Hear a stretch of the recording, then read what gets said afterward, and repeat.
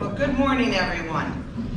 My name is Sharon Closius, and I'm honored to be the President and CEO of the Valley Community Foundation. And we're so glad you could join us this morning to unveil the 2022 Valley Community Index, Understanding the Valley Region. The index, as most of you know, is a product of a truly regional collaborative effort on the part of dozens of area nonprofits and community and municipal leaders and our educational systems from Ansonia, Beacon Falls, Derby, Naugatuck, Oxford, Shelton, and Seymour. I'd like to acknowledge several of the dignitaries that we have here today. We have two of our school superintendents so far that I can see, and that is Anne Marie Dragonis, and then, our mayor, Anne Marie Dragonis from Seymour. And then from the schools, from Shelton, we have Ken Sarovich and Matt Conway. So we welcome. And if there's anybody that comes in, oh, and Dr. Joe just came in. Perfect. Take a standing ovation there. And then I'd also like to just mention, please come forward and take some seats. We have plenty of seats up here. As many of you know, the Valley Community Index is quite different from other community indexes, in that it is a true collaboration of our nonprofits, most of whom are members of the Valley Council of Health and Human Services, our economic groups such as the Greater Valley Chamber, the Shelton Economic Development Corp., the Naugatuck Valley Council of Governments, and our municipalities and our school districts.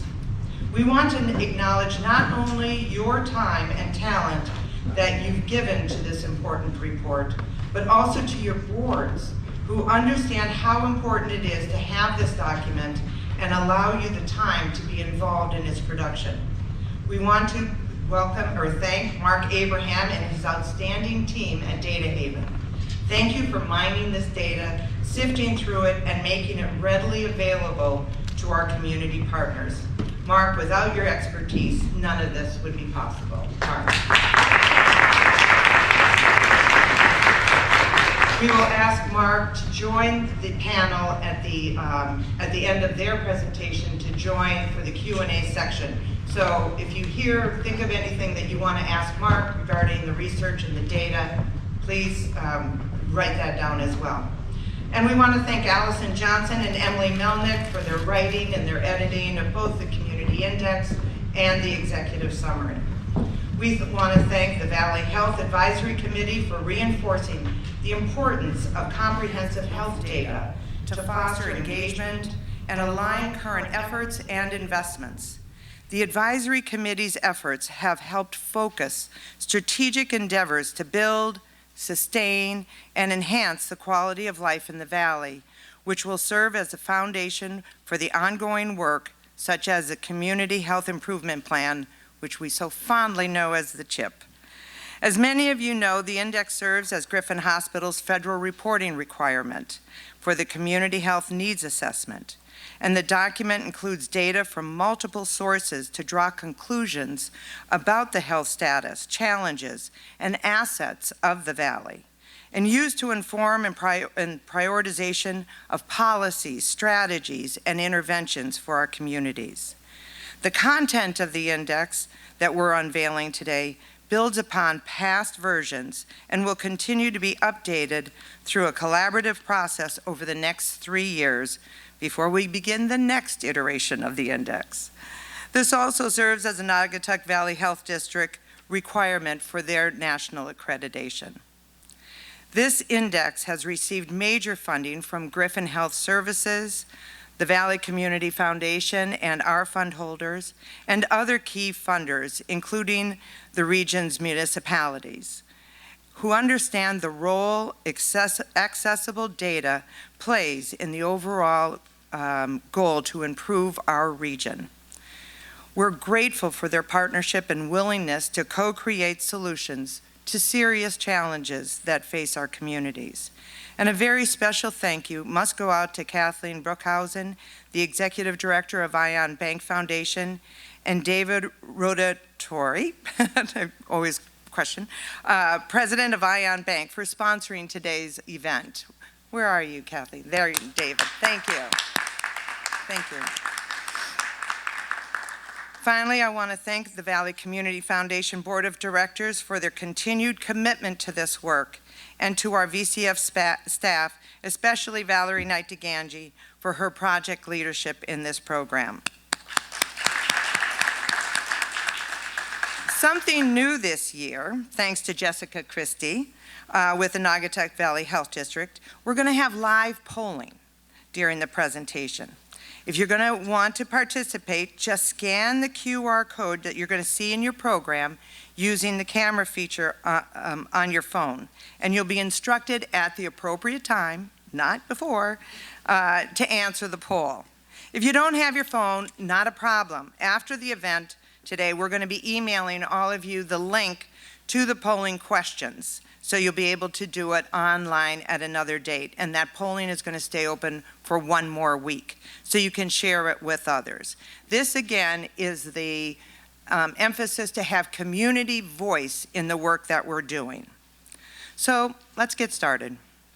No sooner had we launched the last index in October of 2019 than COVID was upon us. Plans for in-person listening and community input sessions were canceled, and instead we had quarantines, virtual meetings, and tremendous uncertainty. Any hope we had for a swift end to the pandemic was replaced with months and then years of questions on how to move forward. And of course, while this was all happening, we were surrounded by the tragic loss of life, not only here but around the world.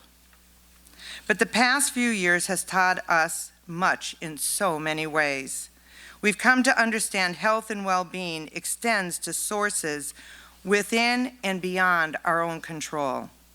The pandemic brought into focus how the social determinants of health, such as diet, smoking, and exercise, as well as access to transportation, employment, quality childcare, and more, can have a lasting impact on quality of life. As part of this new index, we've amplified the community's voice and participation through holding public listening sessions and special surveys. This year, we have also included special graphics and icons in the index to highlight key issues and subjects.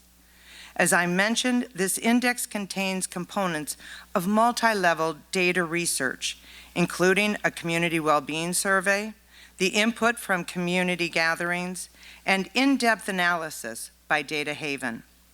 The index is not just a static report with numbers and graphics destined to collect dust on a shelf. It's truly a living document that shines a light on the lives of everyone here in the Valley. One of the interesting components of the index is the well-being survey. It represents the soft data, or what I call the soft data.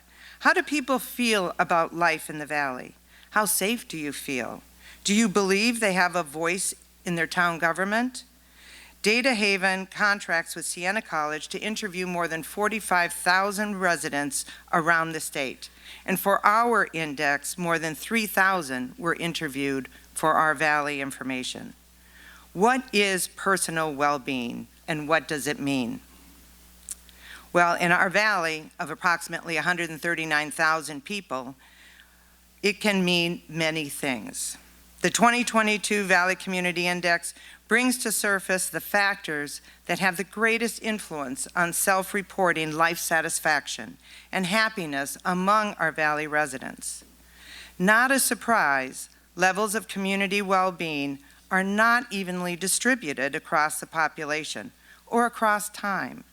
This is particularly true during these last few years. Here's a little of what we learned from the residents about how they feel about their personal well-being and happiness. Under life satisfaction category, 61% of Valley residents feel completely satisfied with life. But just so you know, that is lower than the state number, which is 66%. And not surprising, life satisfaction survey results drop dramatically based on income, race, and what is interesting but not surprising is that life experiences such as food insecurity, unemployment, transportation insecurity have even a more dramatic effect on people's satisfaction of where they live. Only 22% of Valley residents experiencing transportation insecurity felt completely satisfied with their life. And 31% of the adults in the Valley said that they were just getting by or struggling financially. Why do these things matter? The data can be a powerful tool to help identify the barriers to opportunity that prevent individuals and communities from reaching their full potential for health and well-being. That's just a small sample of what you'll be hearing today from our experts, who will go into more depth about the social determinants of health or the real struggles our Valley Alice population experiences. Now, before I introduce the panel, let me give just a few what I call hard data stats of our changing Valley. As I said, there are 139,000 residents here in the Valley. About 77% of our Valley population is white, compared to 63% in the state. But the trend is changing. The census in 2020 reflects the non-white population has increased from 6 to 23% since the 1990 census. The Valley's older population continues to grow, and many are still working well into their 70s. The younger population, particularly in the Valley's more urbanized areas, is much more diverse than ever before. Interesting, the children and the seniors make up equal shares of our population. 19% are under 18 and 19% are over 65. So that's just a quick look. There's so much more in the index that I'm sure you'll enjoy reading about. Now, let me introduce our extraordinary panel and turn the program over to Valerie. Patrick Charmel, who really doesn't need an introduction, is the President and Chief Executive Officer of Griffin Hospital and its parent organization, Griffin Health Services. Jessica Kristy is the Director of Health at the Naugatuck Valley Health District. David Morgan is the President and CEO of TEAM, our Valley Anti-Poverty Community Action Agency. And then over on the far side, we have Dr. Reese Morales, is the Director of Equity and Communication for our Ansonia Public School System, and Bill Purcell, President and CEO of the Greater Valley Chamber of Commerce. Thank you all for being part of today's discussion.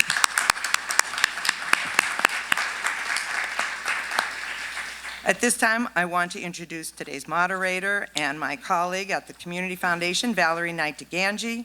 She is a VCF's Grants and Program Officer and serves as VCF's DE&I liaison to the community.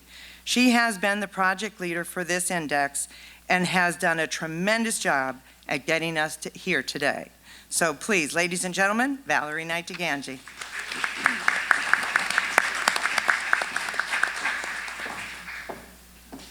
Thank you, Sharon. Welcome, everyone. We're so glad that you took the time out to be with us today to hear all of the important information that the panel is going to share, and you'll see the slides up as well to talk about the data that Mark has been mining for us all this time.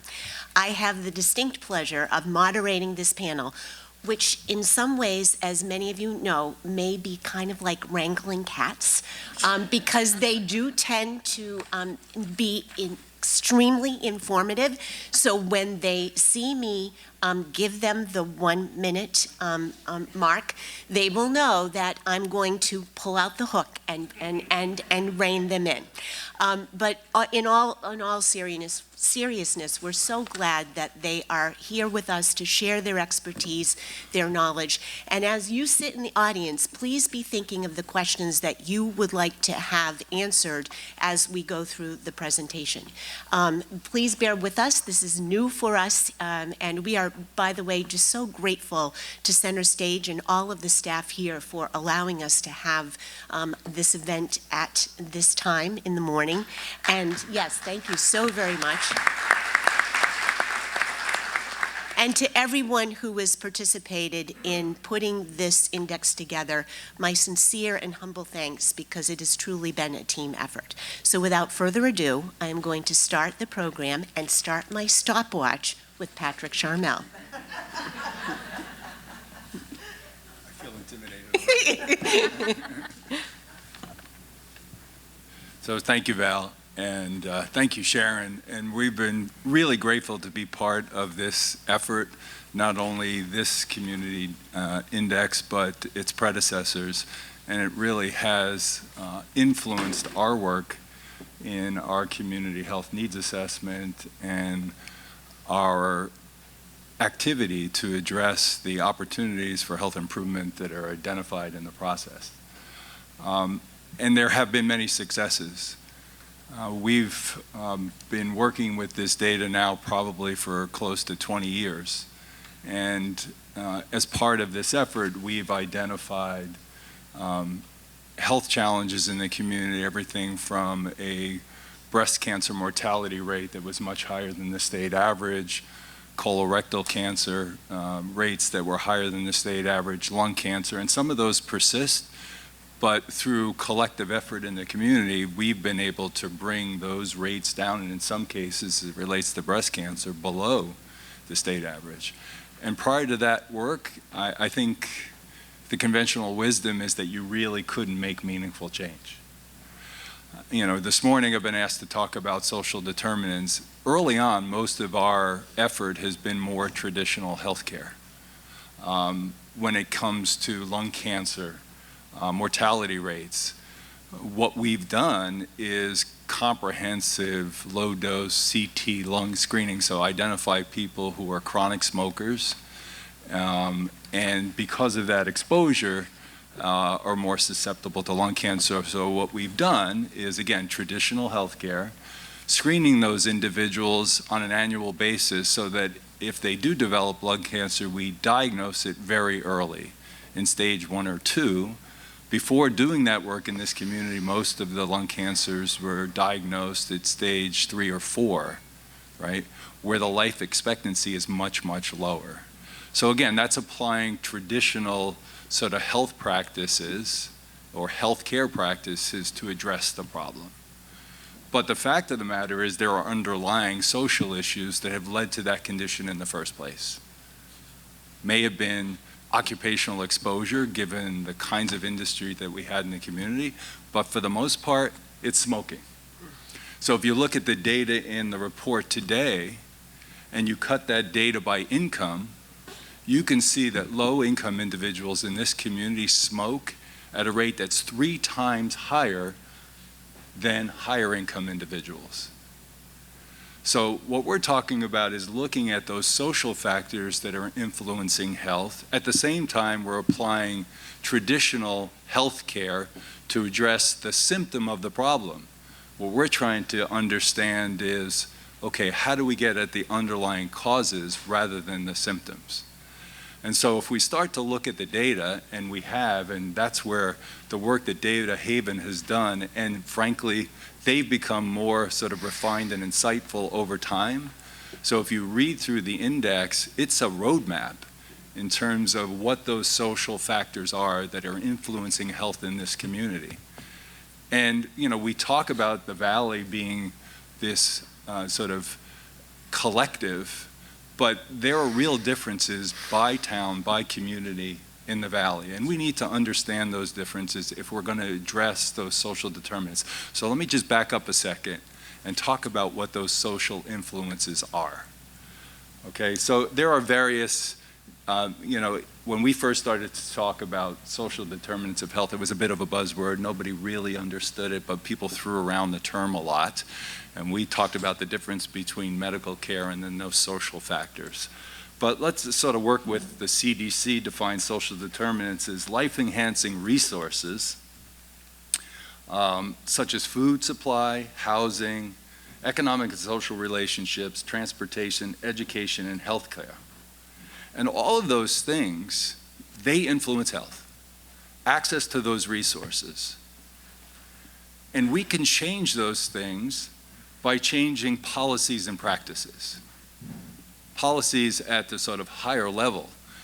The things that we focused on before in terms of preventive care are individual behaviors, right? But we have to understand that individual behaviors often are in fact impacted by these social influences, right? So the stressors in people's lives may cause them to smoke. The stress in their life may be caused by their economic condition because of lack of economic opportunity. So again, where are we going to intervene? Yes, we should try and develop smoking cessation programs that folks who have low income, that have stress, that started to smoke, let's address the smoking at the back end, but what about at the front end? And this report is great, and today we're going to have individuals talking at different aspects of this, say what can we do in terms of economic development to improve the economic standing of folks in this community so they have higher incomes, so they have better transportation, so they have better health care coverage, so they have more nutritious food, and they improve their health. By the way, that's a really heavy lift. It's frankly a lot easier to develop a kind of a effective smoking cessation program. It's actually pretty easy to find people who smoke throughout their life and give them a low-dose CT scan once a year to try and diagnose their lung cancer earlier. But how do we change the social fabric in this community and provide the interventions to get at the underlying causes? So, I get the easy job of kind of talking about it, but we together are the ones that are going to have to fix this, and we're going to have to make some tough decisions. We look at this data and it's mind-numbing, and it's always a question of where you jump in to talk about this.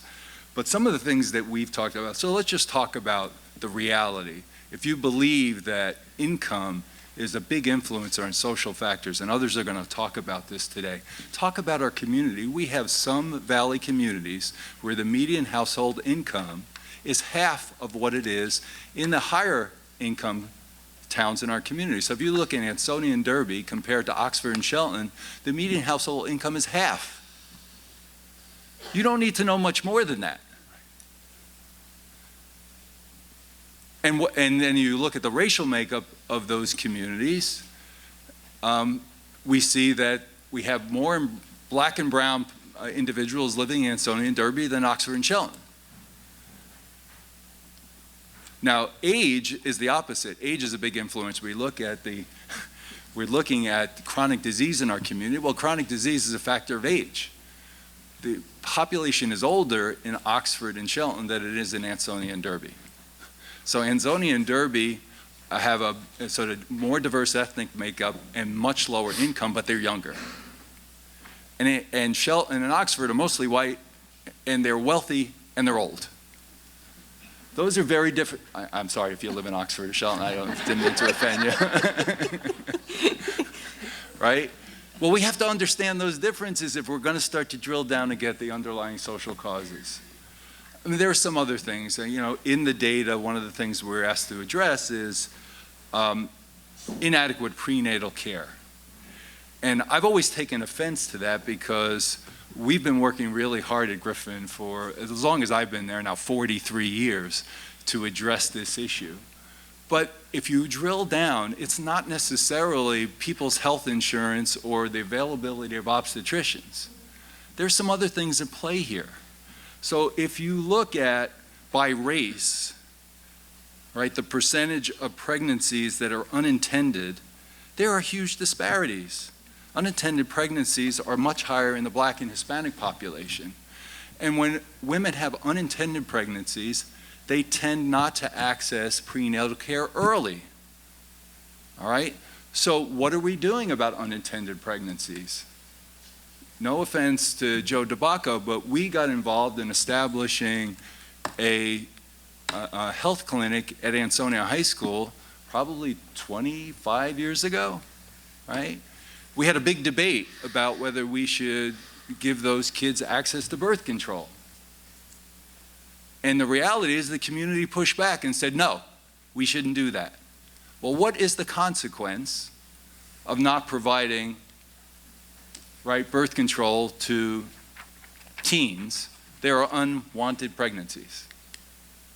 And those unwanted pregnancies lead to late prenatal care. And oh, by the way, if women don't get prenatal care in their first trimester, they have low birth weight babies, and babies die at a rate 5 times the rate of women who do get early prenatal care.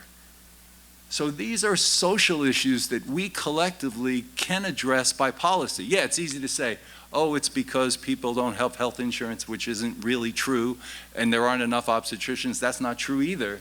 It's some fundamental policy decisions that we as society are making or not making that influence this. And I think what we need to do is to challenge ourselves to really understand the data and then make some of those hard decisions. And by the way, it's going to be about resource allocation too. I've talked about this. My colleagues in my business, in the sick care industry, get a lot of money to do what we do.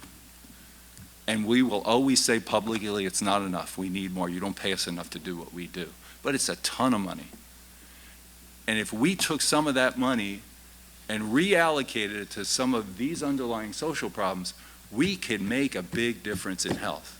The problem is, most of my colleagues won't do that willingly. You may have to force them to do it.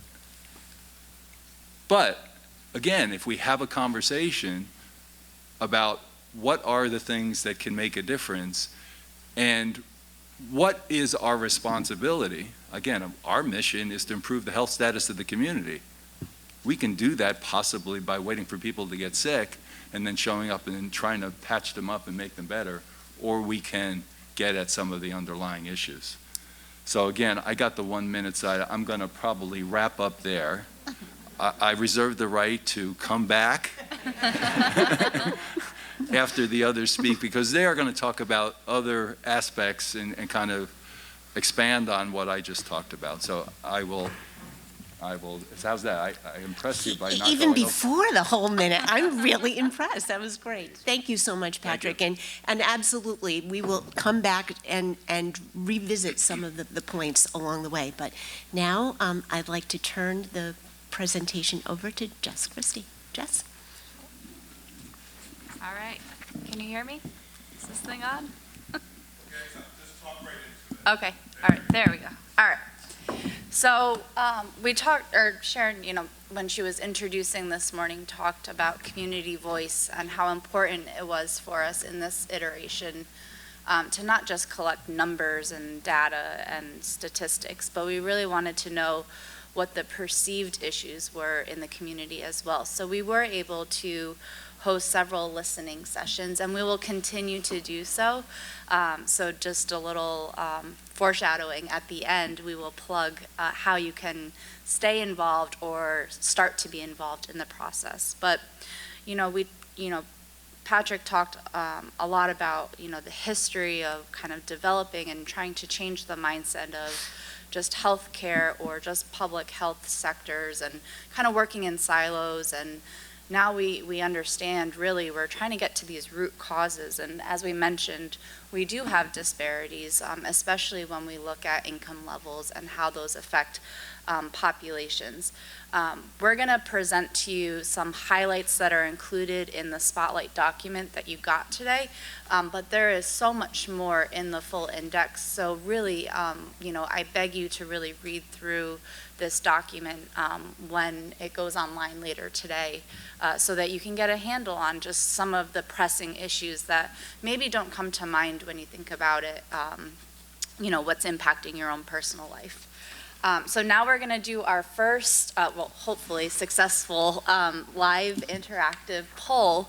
And we want to know, about you and your access to care. We hear this kind of phrase, access to care, often, and we hear that it's an issue. But we don't know if it's really access to care. Do people have a medical home? Do they have primary care doctors? Do they have dentists? But they're just not going because a year goes by and life happens, or maybe we have a fear of a certain medical provider and it's deterring us. So we want to know from you, just out of curiosity, you should be able to, if you're participating, see a slide bar on your phone if you have scanned the QR code.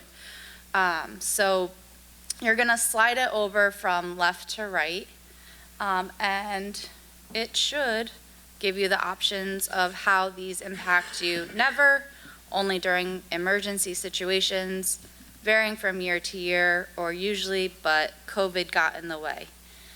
So if you could slide those colored bars and then hit the blue submit button, we will see if this actually shows us some results.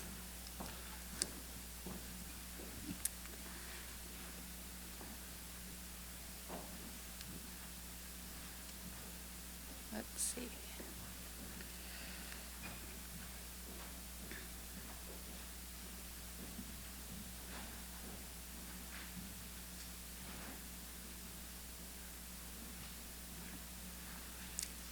All right, it looks like votes are coming in.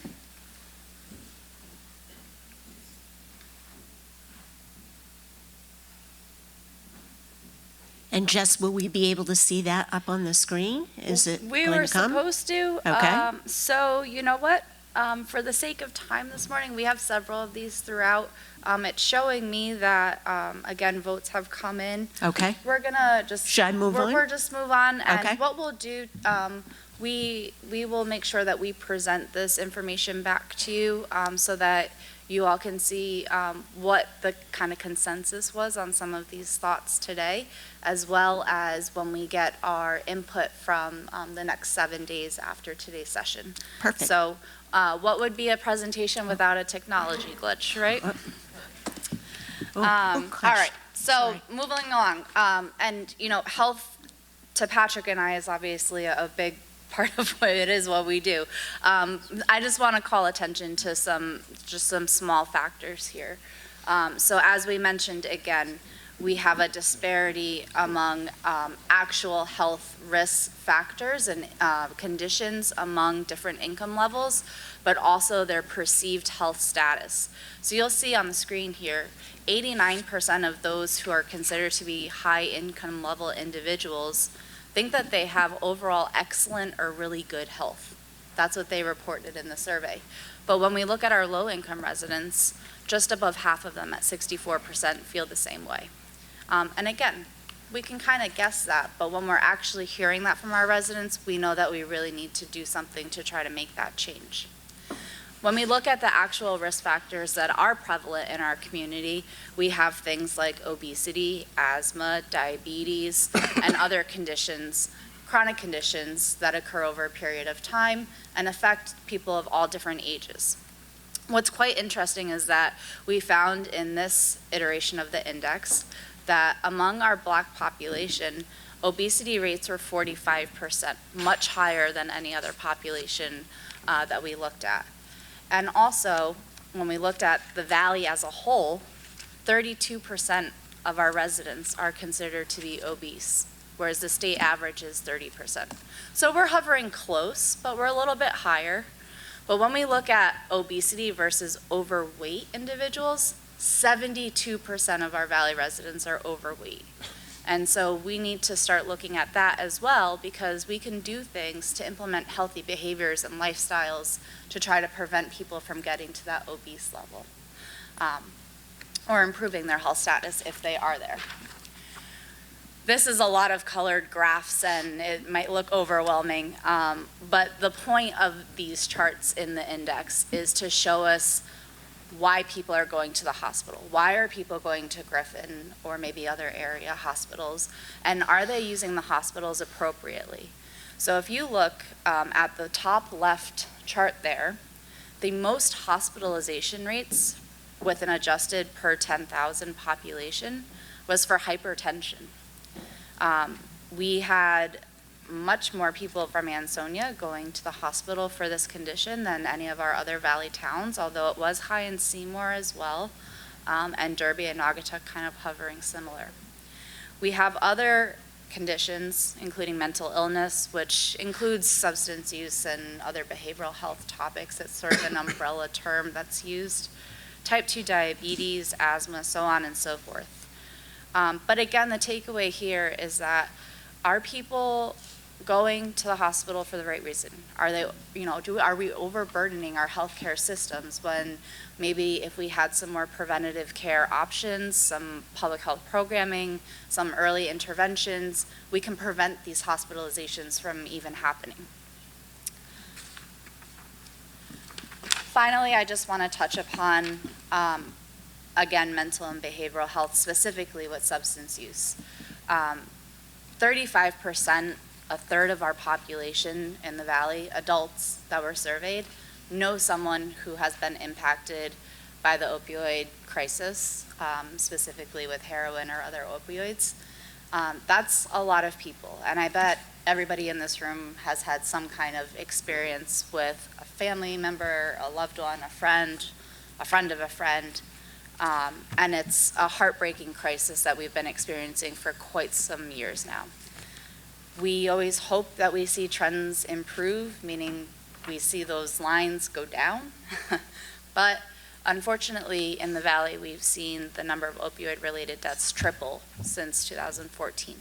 And those numbers continue to rise when we look at half-year data as well as annual data. The good news is, maybe with a caveat though, our partners for the Alliance for Prevention and Wellness at BH Care conducted their survey of 7th, 9th, and 11th graders over the last 3 years. And they asked them very blunt, specific questions that are related to using illicit drugs, alcohol, smoking, vaping, those types of things, and their access. And what they found was really positive, that there has been a decrease of use of those substances among these young population and these teens. And also they reported that it's harder to access these. But what we're curious is, was it because they were home during the pandemic with mom and dad, or is it really improving? So these are kind of the baseline topics and these points of interest that we're going to continue to look at over the next 3 years and really pay attention to. And again, this is just a sliver and by no means inclusive of every health issue in the Valley, but it does paint a pretty good representation of where we are. We'll cross our fingers and hope that this one works, but we'll see. So we're going to pull out our phones and we're going to go to the next slide. You should see the ability to enter in 3 community health issues that you think are the most pressing right now. So if you were to just pause, even, just not necessarily what we've been talking about this morning, but issues that are relevant to you that you think are pressing in the Valley.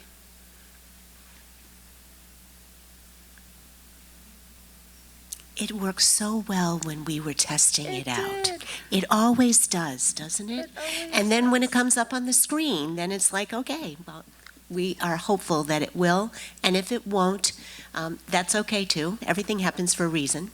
And we will be getting that information out to you. So Jess, should I give it a little bit more time and then pass to David, or? You know what? Yep, let's do that, and I will work on this as we go along, and if I can get it to show and to display properly, we'll try to show it at the end. And Mark, I'm looking at you. Maybe you can help me figure out what's going on here. But anyway, thank you, and back to you, Val. Thank you so much, Jess, for that. And I'm going to now turn our attention over to David Morgan. I've scooted right past his title slide. And yes, go ahead. Try going back. You want me to try to go? Oh, she wants me to go back again. I'm going to take a little bit more time. There we go. Don't No. tell Patrick, Okay. though. All right, we won't tell him, but we will get Okay. it up on the screen at the end. Because I don't, yeah. We will She get got a it little up. extra time there, so, oh, good. Okay. David, please. Thank you, Val. So I want to highlight, following up from Patrick and Jess's points, when you look at within this index report, you can see the poverty data, but we also want to nudge you to think about ALICE. The United Way of Connecticut does an excellent report on the ALICE study, which stands for Asset Limited income constrained, employed. And so it looks beyond the federal poverty level, which is arguably an outdated metric 60 plus years ago that doesn't truly apply to quality of life and cost of living. The state of Connecticut uses twice the federal poverty level, 200%, also arguably outdated. Again, they consider that low income threshold. So what we want you to look at, and as you see in this index, is the ALICE numbers. And so when the Valley at large, what does that mean? That means 40% of our Valley at large, when you include the 8% federal poverty level with 32% those falling under ALICE. And again, ALICE looks at the real costs, the real day-to-day life costs of transportation, housing, paying my taxes, buying my medicine, childcare if I have children. So it is the most realistic quality of life basic needs. And so 4 out of every 10 Valley souls are struggling to meet their basic needs for themselves or their loved ones. They're struggling to make choices between food on the table, turn the lights on, pay to play for my kids, school age programs, etc. And no community across all 7 is immune to this. You can even see, and this can be a little misleading when you look at this, but you look at Oxford, almost 1 out of 4. And those who, for example, came to team just a couple of weeks ago, where we came together to hear resident stories, we had Oxford in the room, we had Seymour residents, we had Shelton, Derby, and Ansonia, and Beacon Falls residents talking about the rising cost of heating oil. An elderly couple on a fixed income, two elderly in their older 70s, Shelton couple who, Social Security is a fixed income. It's not rising at the rate, of, the price of oil going over $5 a gallon. So that's what's really powerful. I would challenge you to look at the ALICE statistic when you're looking at the human experience in our beautiful valley and the choices that people are trying to make each day, each year for themselves and their loved ones. I'm going to go to the next slide, please. And, the headliners, to Patrick and Jess's points, when we look at health-related social needs, all of us in this valley, and those of you all very, intimately involved with the Community Foundation and the Valley Council for Health and Human Services, the Naugatuck Valley Health District, Griffin Health Services, all these amazing partners, a lot of things we knew. We didn't need a COVID-19 pandemic to heighten awareness of those headliner health-related social needs. The COVID-19 impact completely shined the light on it for those who didn't know or didn't want to know. And the headliners, again, as we've already heard, food, housing, childcare, transportation. Those are your top 4. The foundation has asked me to dive a little bit into childcare as one of the key elements. And I'm gonna give you 2 things to think about here. As a headliner during the coronavirus pandemic, and as we're experiencing recovery, economic recovery, other elements of recovery, you still see it and hear it and feel it. Corporations, businesses saying, hey, we got all our workers back, we're back in the workplace. However, the ones who we can't get back in is because of the lack of access to childcare. And that's still very real. It's a system that was very vulnerable before a pandemic. It is at the crossroads. It's 50 years in the making of completely on the brink of falling apart. And what we know, when we think about the state of Connecticut, we think about our Valley region, 1 out of every 3 workers is a parent. Childcare works so people can work. And what we know is it is a key element to the economic vitality of any neighborhood, any community, and our state of Connecticut. So from an economic perspective, we don't have childcare, we don't have a long-term recovery at all. Households, families cannot thrive. Number 2, education and the art and science of early childhood development. Here's what we know about the neurological, physiological development from prenatal to age 3. There is more going on from prenatal to age 3 than the rest of the entire human experience. Okay? Early experiences matter. Here's what we also know through the science of the developing child. By age 5, they are at 90% of brain development capacity. By 5 years old. And I'll give you one little statistic as we think about, kindergarten readiness and school readiness. When you look at income-based disparities, children falling under those low-income thresholds you heard from Patrick and Jess versus those not, those income disparities begin well before kindergarten. You can look statistically at the Harvard Center for the Developing Child, a child in a low-income environment, by age 2, their vocabulary size is 288 words. For a non-low income, their vocabulary size, 442 words. 228 versus 442 at 24 months old, well before they're walking into kindergarten. So early experiences matter.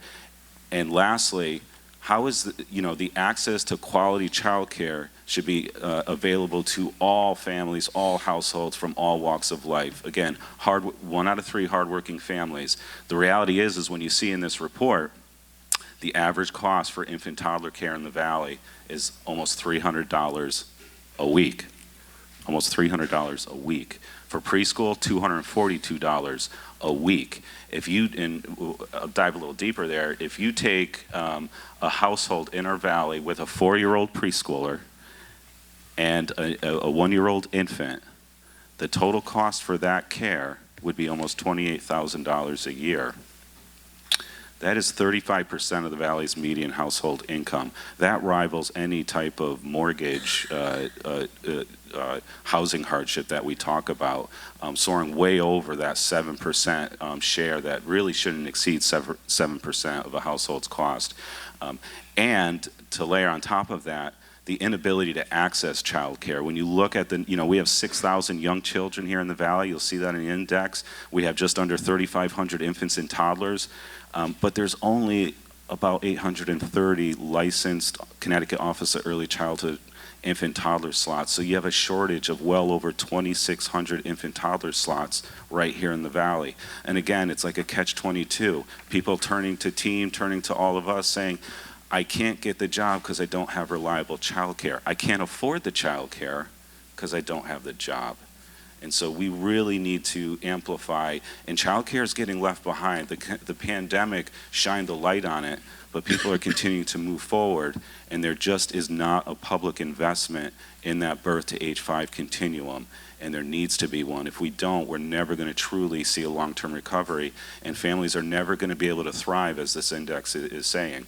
And from there, I'm going to turn it over to Dr. Reese Morales at Ansonia Public Schools as we think about that kindergarten to grade 12 continuum. Thank you so much, David, and I've just put the slide up for Dr. Morales. I just want to let everybody know, David came in at 7.5 minutes. So I think he deserves a round of applause. That is a huge shout out, thank you. And for the record, it took Mr. Charmel 43 years to stay under his time today. Thank you so much. Now, Dr. Morales and Mr. Purcell, I'm going to have to jump up and down to give you the 1 minute on this side of the podium. So just be watching. I've got my eyes and my ears on you. Thank you. I'm from Ansonia, so we're very competitive. I'm going to beat that time.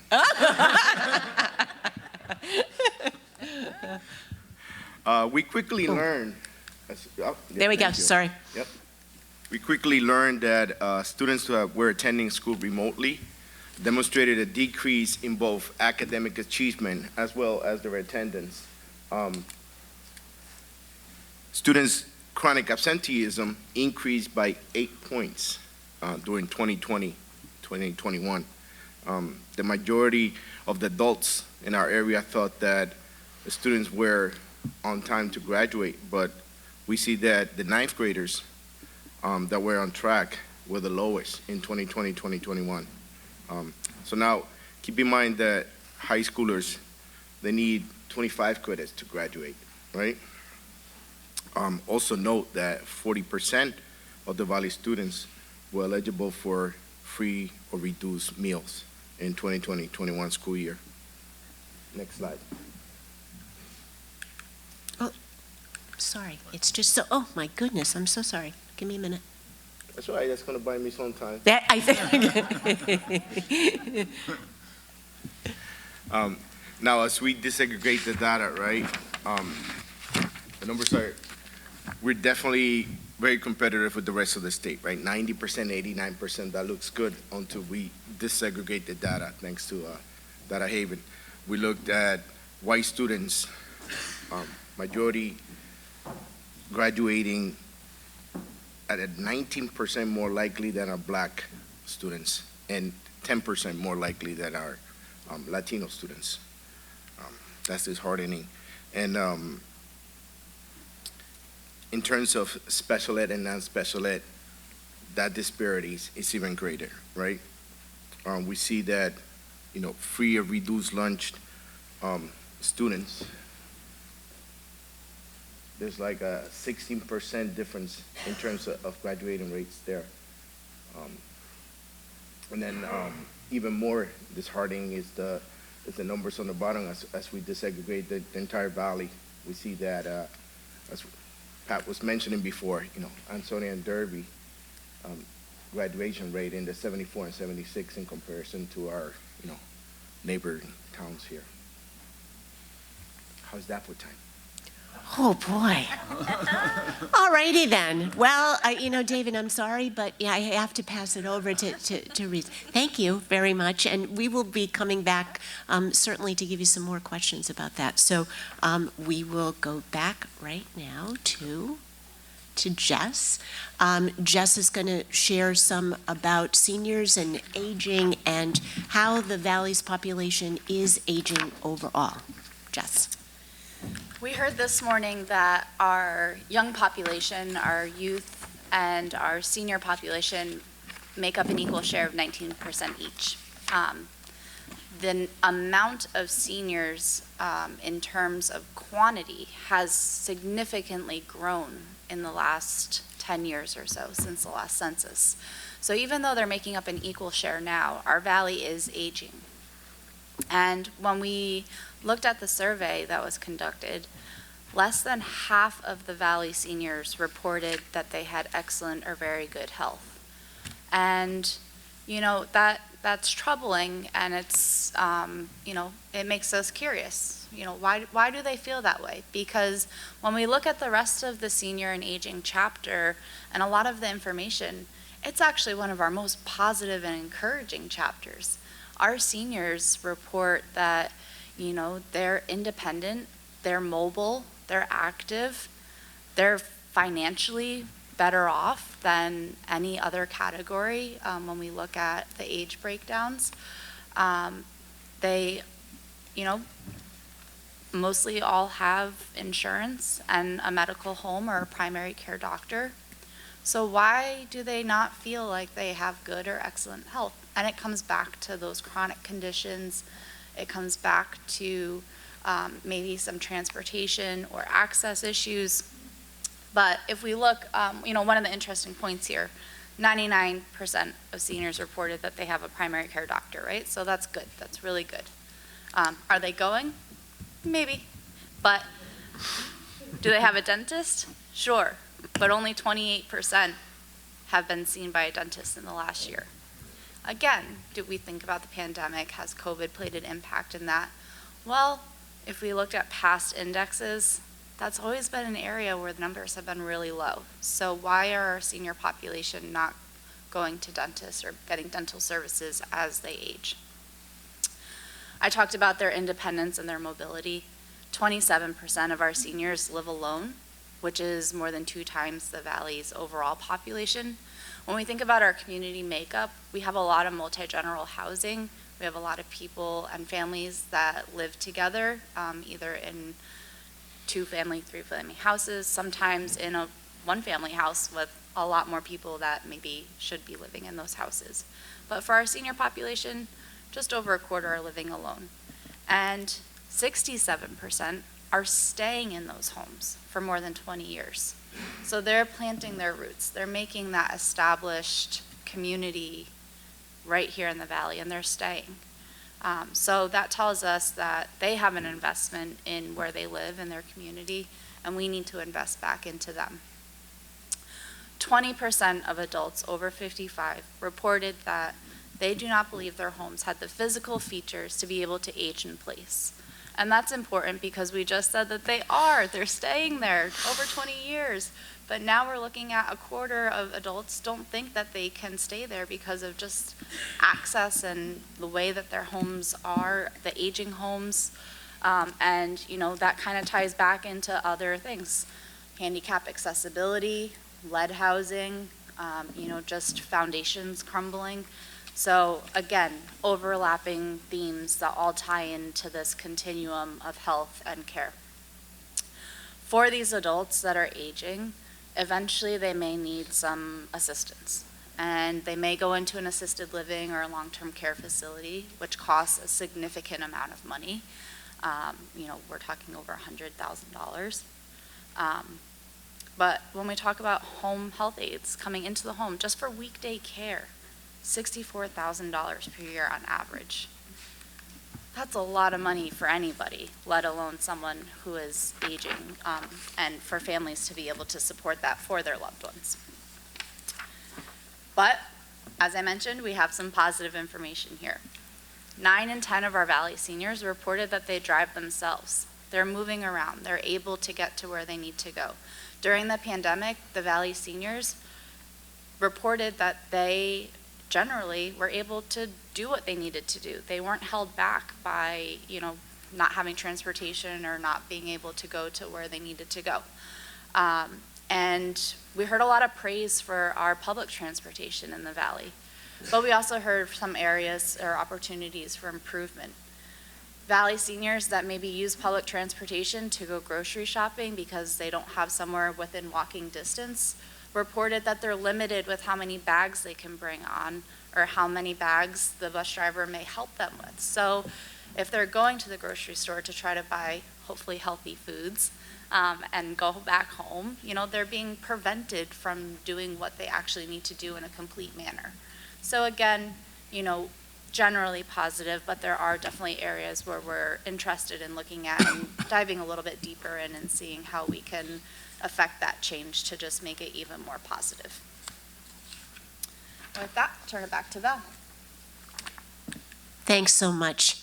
And Bill, we will round out this portion of the section with you and economic opportunity. Bill Purcell. Thank you, Val, and good morning, everyone. Part 5 of the report is entitled Economic Opportunity, which could be subtitled, It's the Economy, Stupid. Those of you with a sense of history, that was a statement by James Carville back in 1992 when he was campaigning for Bill Clinton against George H.W. Bush. And those words certainly ring true today as people are concerned about rising inflation, now moderated a little bit, down to the 7.7. The Fed's move to raise rates, which translates, David, as you know, into rising cost of capital. Mortgage rates are on the rise. Rental rates are certainly on the rise, part of which I attribute to greed inflation. Greed inflation, I think there's a lot of that going on in this valley and across this country, and concern about living wage. Companies are certainly coming to grips with that in an age where there's fierce competition for labor. The report opens up with a statement that would not necessarily be on the cover of the Chamber's promotional brochure. And it says that even if the approximately 46,000 jobs in the Valley was occupied by a resident, the region would still be nearly 24,000 jobs short of providing employment to every working resident who lives in the Valley. And I think that kind of fails to recognize that, you know, we're both an employment center and bedroom communities as well. And you could say that about Woodbridge. Every person working at Woodbridge is now working at Woodbridge. They're working probably in New Haven, in eds and meds. So that's just a reflection of the mobility of our workforce today. Just very briefly, some takeaways from the report. The largest sectors, surprisingly, manufacturing is still very strong. It's 17% of that 46,000 folks that are employed in our Valley. Health and social services are behind, just behind that at 12%, and retail is at about 11%. As the report points out, there's wide disparity between wages. You pegged 92,000 as manufacturing, and Mark, I'm going to assume that's at all levels, all functional levels. It's not necessarily people on the production floor, because some of those jobs are still in the teens and low 20s. If you're an engineer, right, if you're in finance, you're the chief operating officer, that certainly is going to have an impact on the average. I think one of the other takeaways is we get sort of overly concerned about unemployment. And first of all, I'll back up and I'll say that one of my problems with this study is that, in terms of the economic data, is it looks at the period 2000 to 2020. And what it fails to recognize, of course, is that in between there was the Great Recession of 2008 to 10, where we lost in the state 120,000 jobs. And we know for those ensuing years, certainly during the Malloy administration, we were lamenting the fact that Connecticut was a laggard, that we still hadn't recovered 100% of those 120,000 jobs that were lost during the Great Recession. We probably had about 97% was all was said and done. Then came the pandemic, and from March to April of 2020, we lost 292,000 jobs. 292,000 jobs were lost in this state. And the good news is we're now at 88% recovery of those jobs, and the Valley reflects that as well. So if you look at employment levels from 2000 to 2020, we're pretty much level, 46,000. The other startling figure was that only 22% of Valley residents actually work in the Valley. Only 22%. The labor force is about 71,000 people currently working in the Valley. All right? So 55,000 of them are driving in their cars every day, heading up to Waterbury, going into New Haven, going into Bridgeport. At the same time, right, there's 30,000 people coming into the Valley every day. So of those 46,000 jobs, and this goes back to the prior report, about 50% of them are in Shelton. And we understand the commuting patterns, don't we? If you took that 23,000 jobs in Shelton, if you say only 22% are from the Valley, right? The other 78% are on our roads. They're coming up from Lower Fairfield County, they're coming in from Fairfield County, they're coming from the Waterbury area and points north. So there's no rhyme or gone are the days where you live next to the factory. And that was the Valley, wasn't it? It was Ansonia Corporation. You lived across the street from the factory. When there's 6,000 people at Ansonia Copper and Brass, or 6,000 people at Farrell. So things have changed, and that's why transportation, of course, is a barrier to so many folks, because they're moving about. But I will say, you know, when we look at the unemployment rate, I think you have to look at absolute numbers. So Beacon Falls, 3.4% unemployment rate as of September 22, translates into 119 people. It's 119 people in Beacon Falls that aren't working. Derby at 5.1% is only 339 people. 339 people are not working. Folks, there's 113,000 job openings in the state right now. 113,000 job openings in the state. There are 3,300 Valley residents out of work. We can find those folks a job. And it's really an issue of training, proper training. Only 34% of our residents hold a bachelor's degree, compared to 40% statewide. So training is essential, and hopefully in the Q&A we'll get into that. Let me just put sort of my own spin on this. There's something special going on in this valley, looking beyond these numbers. I'm going to share a couple of stories with you. Last month, the governor came down to Shelton to meet with the mayor, myself, and a group of about a dozen business leaders. And he wanted to know, what's the secret sauce in Shelton? What's the secret sauce that has become such an economic powerhouse? As I pointed out, 50% of the jobs of those 46 are here in our valley. The tax rate is now down to $17.50. Right? That's a compliment. A couple of weeks after, Rosa DeLauro brought in the U.S. Secretary of Labor, Marty Walsh, who speaks just like me because he's from Boston, right, Patty? Patty's nodding. And we sat around again with manufacturers trying to understand how we're going to fill the hundreds, if not thousands, of job openings. About 10,000 manufacturing jobs open across this state. And I get a call every single day from companies looking to hire. Clearly, there's a mismatch, right? With those 3,000 people, we need to train them, whether it's certificate training programs, whether it's a School of Allied Health at Griffin Hospital, whether it's a Lincoln Tech culinary school right next door to the chamber. That's really the opportunity, as I see it. So I'm an eternal optimist.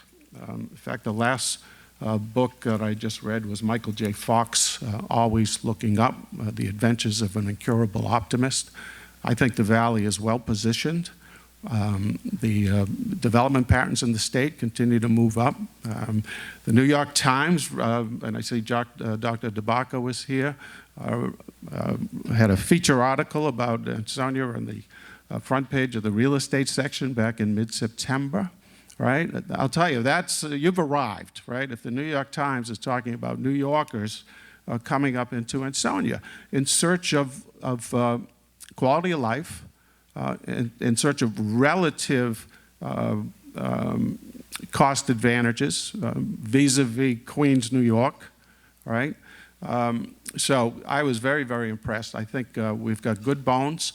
Investments in infrastructure, the rail line we're going to talk about during the Q&A, I hope, I think is going to be a game changer, and it's really going to be transformative and help some of our residents that are dealing with transportation as a barrier to overcome that. So I'll stop there.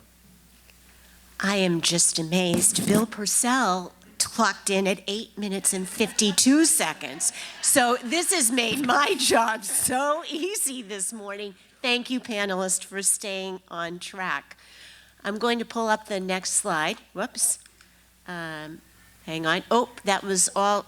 Jess, I missed this. That's okay. Is it all right? So Yeah. I think that we will see if this is going to work. Shall we give it one more try? Yeah, so the polling is working, so what we'll do is while we're transitioning to Q&A in just a few moments, Yes. We'll pull up and show the results. So Perfect. if you could, you should be able to refresh if you haven't already done so, and you're going to slide those bars again, and we're going to see how the pandemic and your workloads or stress or fatigue may be impacting you as it relates to work and how you feel today. Okay.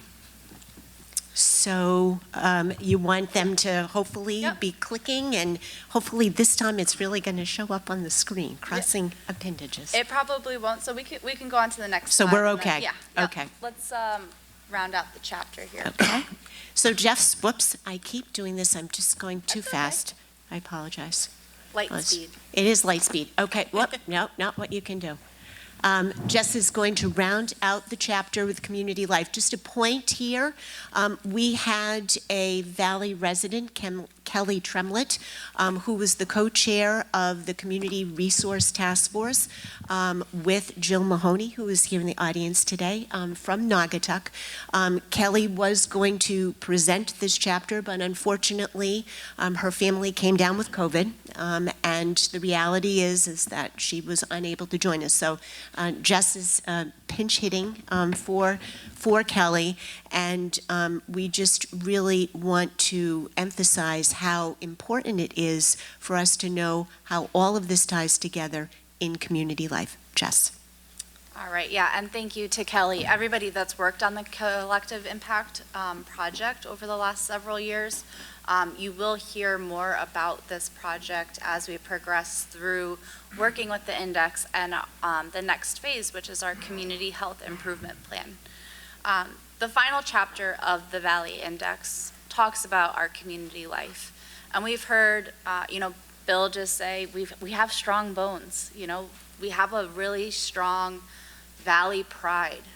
We are Valley strong. And that was reported anecdotally in our listening sessions, as well as through our well-being survey results. Compared to the rest of the state in 2021, our adults reported that they even had slightly higher levels of perceived local government responsiveness and trust. So when we think about our residents and who they're looking to for our guidance and our leadership, we have generally good trust in our delegation, in our local leaders, our first select woman, first select men, and our mayors, as well as other government officials. And that's important because, as we know, all issues, whether they're emergent, whether they're ongoing, they typically start local and they end local. And if we have high trust in our local government, regardless of our maybe personal beliefs or values or whatnot, if we're a community that trusts in our government, that's where we come back to the beginning where we say we need to all work together to really make these changes. So we need to work with community-based organizations, with community members like Kelly who volunteer their time to work on these initiatives, and other agencies all together working towards the same common goals. We, again, just to reiterate, heard over and over again, Valley Pride. We have this strong sense of community. We are welcoming. We're welcoming all of those New Yorkers, Bill. We want families to come here and plant their roots and to stay. We are transient, but we come back home to the Valley. But there's always areas for improvement, and specifically we heard that with our LGBTQ community. We need a better sense of understanding in general terms, and inclusion, and this comes to this topic of diversity, equity, and inclusion. A lot of you may hear DEI or equity or inclusive behaviors. And again, throughout this index, you'll see little icons that pop up that refer right to that very topic. So, in conclusion, right? We have a strong community representation. Look how many people came today to hear about a document. I mean, come on. But the work isn't done. We need to look at this annually. We need to continue to work on initiatives. We need to set our priorities. We need to make those policy changes. We need to get to the grassroots, roll up our sleeves, and continue the work that's been started and start new work that we have uncovered in this new index, thanks to Mark and his team and all the other contributors. Thank you very much, Jess. And now I believe I'm supposed to advance the slide on to the next of what can you do. We are all very committed to making sure that this index has been easy to read, easy to understand, hence the reason for using the icons. Please read it when you get a chance because it's chock full of great information. Utilize the index data to help co-create cross-sector solutions. Just talked about how important it is to be able to have all of that community participation coming together. The collaboration that Patrick and others have talked about this morning is so crucial in order for us to have a very healthy and thriving valley. Stay informed about key issues that are affecting our region and become an advocate for change in your local municipality or school district and with your state policymakers.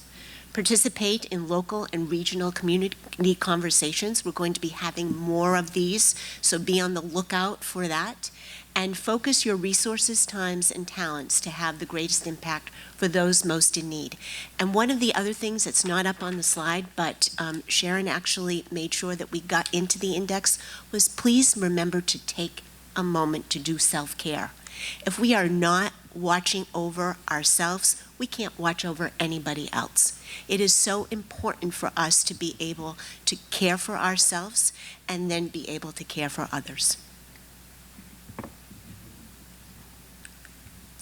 And now it's time for our question and answer section. If you have a question that you have written down on the index card, please send it down to the ends of the aisles, and David Rivera, my colleagues David and Beth Collette, will be at the end of the aisles to collect the questions. And as they're doing that, I've been jotting down some questions, and I promised Patrick a little bit of extra time to be able to catch up. So I'm going to actually start back with Patrick as we're getting this. Patrick, we talked a little bit about social determinants of health and the fact that that term or that phrase came into place just a few years ago. Why don't people know more about it, and how can we raise awareness and bring that information out so people understand how important all of the social issues are, not just about going to see the doctor every year? Well, that's a good question. I think it's actually societal. You've heard me talk about this before. You know, if you look at the U.S. and how we spend our money, we spend twice as much as the average of all the other industrialized countries on traditional medical care. So the U.S. compared to the average of all the other industrialized countries in the world, we're paying twice as much. But the U.S. spends a whole lot less on social services. In those other countries, it's reversed. They spend a lot more addressing the underlying social issues that cause health or ill health. We don't. So from a societal standpoint, it's not something we've decided to spend our money on. So that's really why it doesn't get discussed. There are inadequate resources to address social service needs in this country because we made a decision to spend money on more traditional healthcare delivery. We've got to change the conversation and change that equation. The problem is there are a lot of interest groups that want to keep things just the way they are. And frankly, I should be in the interest group that wants to keep them where they are because we're spending it on traditional healthcare, and I run a hospital. But I think I've been doing this long enough to know there's only so much we can do, right? That unless we increase spending on social service support, like they do in all the other industrialized countries, which, by the way, have better health status and better health outcomes, there's evidence there that that is the better way to go. It's not going to change. So we have to have the conversation. We have to challenge the interests that want to maintain the status quo and ask for the evidence. And say, if we just do more of what we're doing, wait for people to get sick, the sicker the better, and then do a bunch of stuff to them, whether they need it or not, is that really going to change health status? It hasn't in 40 years. So I think it's having these conversations. It's having Data Haven connect these dots, right? I mean, the data in this report is very compelling. So it forces us to have the conversation. I keep defining it, but I think people do understand it now. And now it's a question, are we willing to change policy? Are we willing to change how we spend our money and allocate our resources to address those needs?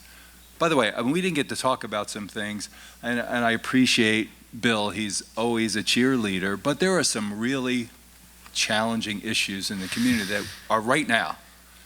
So in the report on the first page, it talks about home ownership, right? Home ownership is really high among the white population in this community. It's much lower in the African American and Latino community. Well, if you're not owning a home, you're renting a home. Rents are up 40%, folks. These are folks going into the pandemic that couldn't afford their basic living needs, and now the rent just went up 40%. Well, if they're spending money on their rent and they can afford to stay in their apartment, what does that mean about all the other things they need to spend money on? Transportation, early child care, nutritious food. This is a problem right now. We're going to have to address these issues right now. Because if we don't, we're going to look at this report 3 years from now, and we're going to see those indices of health that we're improving reverse. Right? I mean, that's kind of the wake-up call. Yes, in the meantime, we should be trying to improve the economic viability in the community, but we have some immediate problems that we're going to have to deal with right now, and they're going to take resources.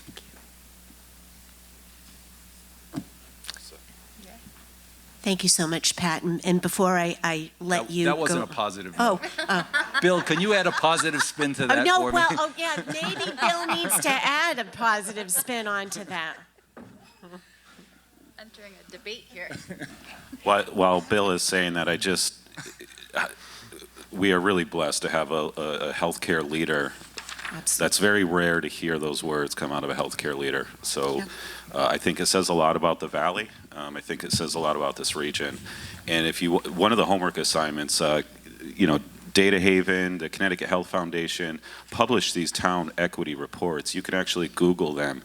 And to Patrick's point, the data is as clear, and you can pull it from each of our Valley communities. And I highly recommend you do that. Thanks, David.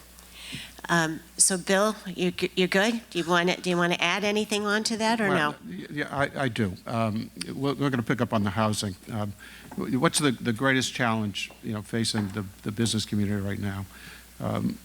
Is filling those 113,000 jobs, but a direct correlation is housing the workforce, paying them a livable wage.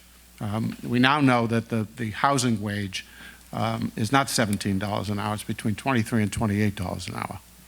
So companies are beginning to come to terms with that. Unless you're moving in that direction, you're going to continue to have difficulty.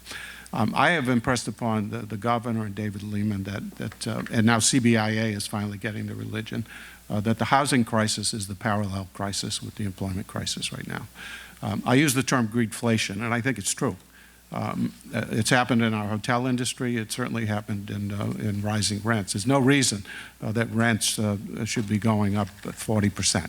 It just doesn't make sense. It's not justifiable. It's not sustainable. I think there are some great models of how we're beginning to address this. And there's a project now in Shelton. You're probably financing it, David. I don't know. It's called River Breeze. It's a project by John Geddes along Canal Street. And it's a partnership with Mutual Housing. The rents, top rent is about $1,800, but your neighbor next door could be paying as little as $900 or $1,000 because it's based on a sliding scale, based upon overarching income. There's some form of a subsidy. I'm looking into it. It's not a Section 8 subsidy. It's some type of a state subsidy. So we need to create. We got to get over this NIMBYism across 169 municipalities, and we see the epicenter of the fight is in Woodbridge right now about allowing higher density or multiple units, incentivize municipalities, incentivize developers to set aside 20–30% of these new apartments. It's wonderful to see all these new apartments. There's up to as many as 1,000 apartments in downtown Shelton that are either being built or are either under construction or have been completed. But rents at $2,100 is unattainable for someone who's making $17 or $18 an hour. So this is the single biggest challenge, in my view, along with filling those 113,000 jobs, is creating workforce housing. We use the term workforce housing as opposed to affordable housing. And if we can get behind that as communities, I think we can help solve the problem. Thanks, Bill. And before I let you go, one of the questions from the audience was related to transportation and what the current status is of the rail project. Can you comment on that before we move on? Yes, well, it's good news, and the state has invested very, very heavily in the Waterbury branch line of Metro North. The train starts in downtown Waterbury, comes right through the very heart of our communities. Up until most recently, it only went one way. It's a single track running on diesel. The state has recently completed the construction of 2 passing sidings together with signalization that allows trains to operate both ways. It certainly has the potential, and we're already seeing that, to be a catalyst for what we call transit-oriented development. We're seeing that in Ansonia, to my colleague next door, with upwards of 400 apartments that are under construction in downtown, right across the street from the rail station. We're certainly seeing that in Derby now. With the South Main Street the project underway. So that's a major enhancement to the valley, and I think it portends great things over the next 10 years, is that as the service increases, it becomes much more dependable with new rolling stock, and all of these things are in the plan. So I'm very, very excited about it. I think it's going to be transformative. Okay, and I have one last question for you right now, and this is something that actually popped into my mind. So what is the secret sauce in Shelton, and what was the governor told when asked that question? Well, it's land area, number one, all right? And let's contrast that. We talk about Ansonia and Derby, largely built out, and you contrast that with Shelton and Oxford. So you get 31 square miles in Shelton, about the same in Oxford. You have thousands of acres that were available for development. We're going back now to the late 60s, 70s when Route 8 was constructed. Thankfully to folks like Frank Ozak, who served loyally with Pat Charmel for many, many years, had the vision to lay out a plan for 3,000 acres between exit 11 and 13. And we know what happened, right? Developers like Bob Sinto and others came in and created a new city, in effect, a new city with 4 million square feet of office space, 4 million square feet of industrial space, as we say, 23,000 jobs. It's that C&I foundation that allows the mayor to drop the tax rate or the mill rate to an unheard of $17.50. And that's unbelievable. Contrast that with Bridgeport or New Haven or Hartford or really any community in the state. So it's access to open land. Oxford is the same way.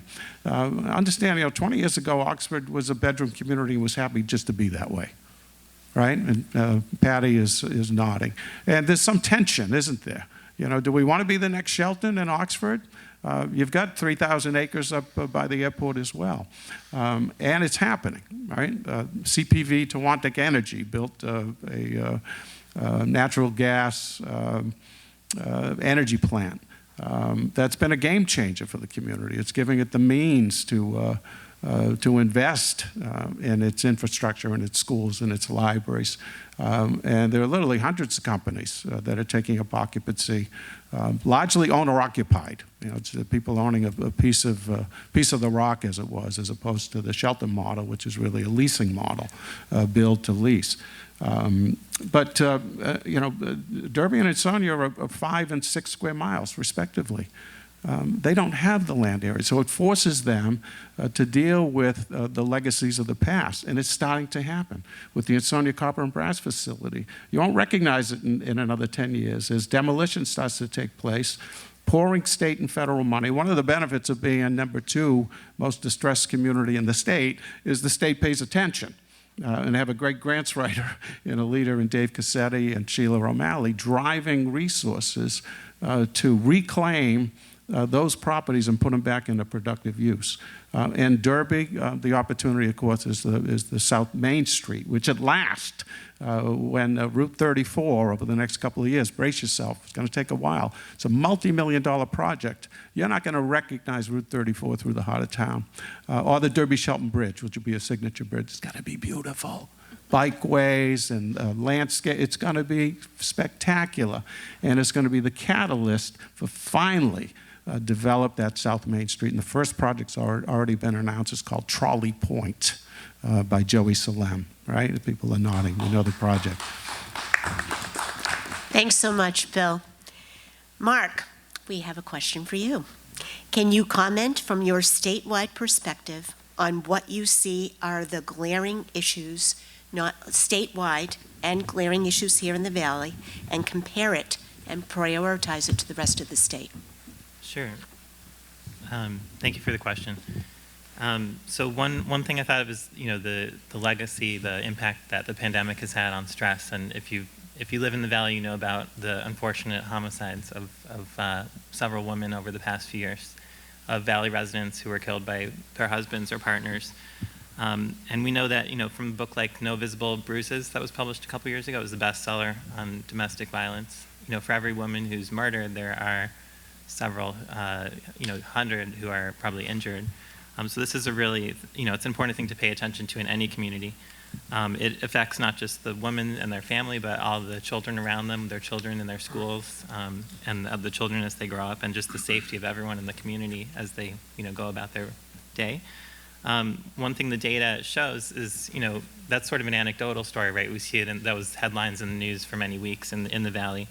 But in the data that the hospitals provide, they track who is in the hospital and the reasons. So one of the reasons you can go there is for an assault, for an injury from another person. So unfortunately, when that data was looked at, it showed there were something like 141 women just from one of the towns in the Valley who had been in the hospital due to an attack or an assault. And that was higher than the statewide rate. So that's something that really jumped out. It also reinforces the perceptions people have, the anecdotes and the worries people have. And I think the good thing about that is people can then mobilize to say, let's get these numbers down. So, it is something that kind of stands out about the Valley in one, or a part of the Valley in one sense, but it's also something that hopefully people can come together, work on, think about the reasons for violence against women, and come up with plans to reduce those risk factors. So that's just one answer, but across the whole index, there are a lot of things that jump out about, the Valley as you sort of drill down into the data. So talking to experts like these and others in the community, you can, start to see what those are and develop plans to improve them. Thanks so much, Mark. And actually, that gets into another question that someone asked, if Pat can address the hospital's efforts with regards to mental health today and in the future. And Jess, hopefully you can piggyback on that and talk a little bit about it from a community standpoint as well. Yeah, I appreciate that question. So what we've seen, and many of you know, is a dramatic increase in the number of community residents that are experiencing dramatic behavioral health crises. And if you come into our emergency department, you'll see those individuals lining the hallways because there isn't enough inpatient capacity. There's not enough capacity in our community or in our state for non-inpatient immediate treatment. So what we're doing in the short term is increasing our capacity by expanding programs like our intensive outpatient program. We expanded and established one in Shelton. We're about to establish one in Hamden. We announced at our gala on Saturday night that we're exploring the creation of what's called an empath unit, which is a crisis stabilization unit, which will be on the ground floor next to the ED. We're actually taking a large conference room and what is our medical records department, much to their chagrin, taking their real estate and expanding, actually quadrupling the hospital's capacity to deal with individuals in psychiatric crisis. It's a huge initiative. It's a very heavy lift for the hospital. It's going to require significant investment. And then if we're successful creating the physical space to do that, then we have to go out and hire the behavioral health professionals, which are in short supply. So there is a big challenge, but we are committed to doing this. We talked about these, it's called an empath unit, this emergency stabilization unit.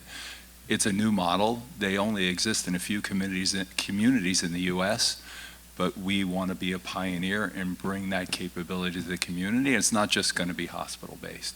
It's going to be a community-wide collaboration, working with other mental health service providers. So that's what the hospital is doing. We're trying to address the problem head-on.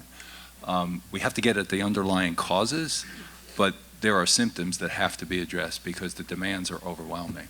So. Thanks. Jess, can you add on what the health district's doing? Sure.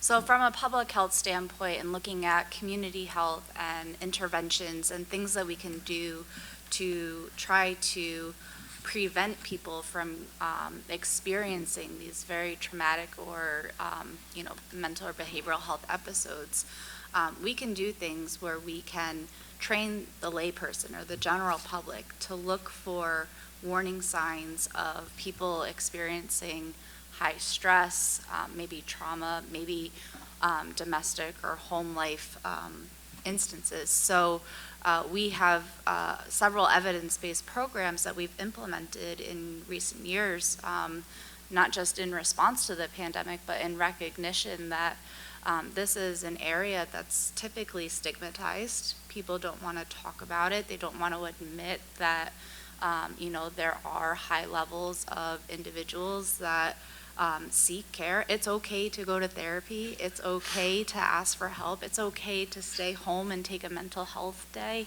And I think these are things that need to start being talked about out loud. And we have made some progress with that, but it's very similar to the substance use, issue. We have this stigma around it. So by training our community members, our neighbors, our friends, our colleagues, to look out for each other and ourselves, we can have people do real-time intervention before those professionals get involved, before someone needs to go to the hospital or seek care from an outpatient provider. And don't get me wrong, medical care is very important. If someone needs it, they should be getting it. But we have programs like mental health first aid, psychological first aid, definitely, trying to promote work-life balance. And that's not easy either, trying to figure out what's appropriate and what's, going to make that impact. But it's definitely something that is at our forefront now. I have staff here today that have been very involved and interested in trying to make that change from the community up.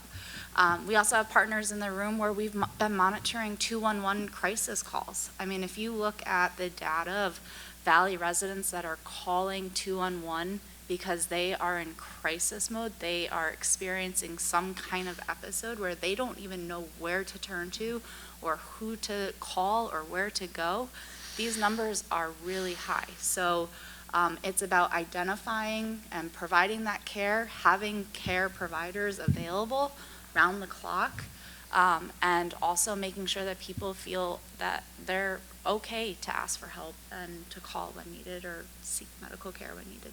Thanks, Jess. David, we know that team didn't shut down at all during the pandemic, so the next question is for you. What areas did you feel were most impacted by the pandemic? And I'll add on to that, continue to be impacted by the coronavirus? Not a loaded question. Not a loaded question. That's all, huh? That's all. Wow. Well, we're looking at 2023, and I often, as I navigate the public and private sector, I shared this recently in a recent public forum that I've lost the ability on when to say COVID-19 anymore. There's always a mixed bag of we don't want to talk about it anymore, we don't want to hear about it, the fatigue and mileage, and I've struggled with that often to this very day. But I reject the notion, here's what we do need to talk about. And forgive me if I'm not a medical healthcare expert, but I'm not talking about the infectious disease coronavirus. I'm talking about the long tail of social, economic, and environmental impact that was real before any cognizance of a pandemic. Clearly, those who were already written off the list, it got extremely terrifying. There was no airbags, no safety net, and to see and feel and hear people turning to so many staff at team and our community partners, many of which in this room, all truly understand what I'm talking about, that there's pieces that can never fully be put back together in that regard. But that's what we do need to talk about. As far as pre-existing, it took a pandemic to, I think I said this earlier, to help people realize and understand, especially, again, when you look at those town equity reports and the disparity of impact that continues to skew along racial, ethnic, gender, and other lines.